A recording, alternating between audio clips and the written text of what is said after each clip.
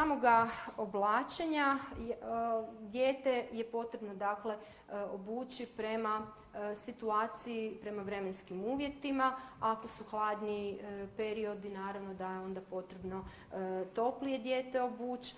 Samu toplinu djeteta, odnosno da li je djetetu hladno, možemo kontrolirati prema temperaturi nogica.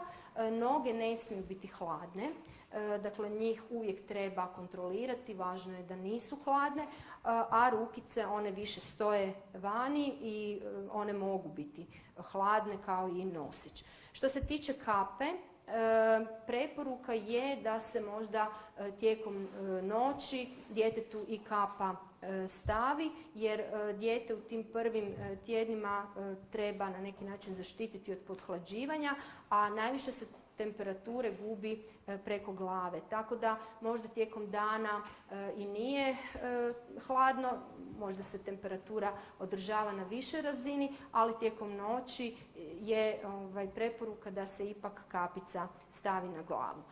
Što se tiče temperature same prostorije u kojoj dijete boravi, ne treba biti previsoka, prostorije ne treba pregrijavati.